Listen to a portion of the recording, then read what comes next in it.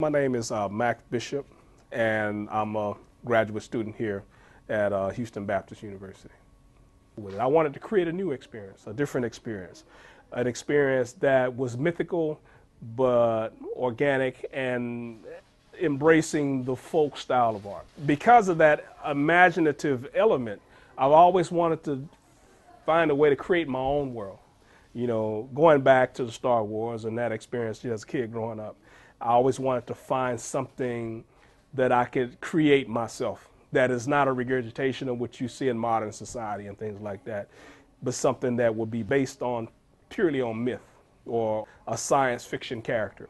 What I'm working on right now is a concept that would push the limits of a person's imagination.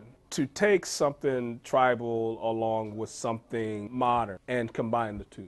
To take surrealism and address a surrealism in every aspect of my work and create an aesthetic that would be culturally pleasing across the lines, and I wanted to find a way that I can blend those lines, you know, because we all are considered to be people of the earth, and so we come from it, and one day we will go back to it. The concept that I'm coming into now is considered to be the Nubian kingdom, and what it does is it takes an experience from the colonial period here in the United States up until now, and then it combines that with mythology along with the ancient elements of African culture. Whenever there's a thunderstorm that happens, I never see a thunderstorm the same again, because as soon as I hear that rumble, I say, oh, I got some good material coming, you know. When you would feel the wind blowing and things like that, and you know, I get that inspiration because, you know, I know God is doing that work for me, you know, and I've learned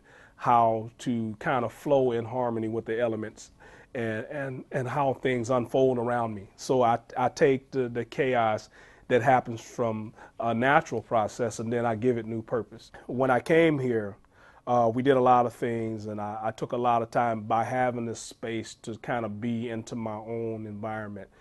It really gives you time to meditate into that process. I've learned from that spiritual sense to look into it's the imperfections of life that really reflect the true beauty of life.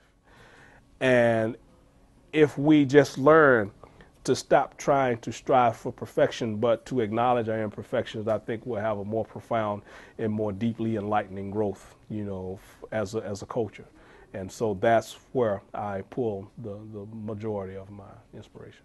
The reason that I do art is because it's a coping mechanism. I now understand it helps me to fall in alignment with my spirit. You know what I mean? It's a way of finding your center.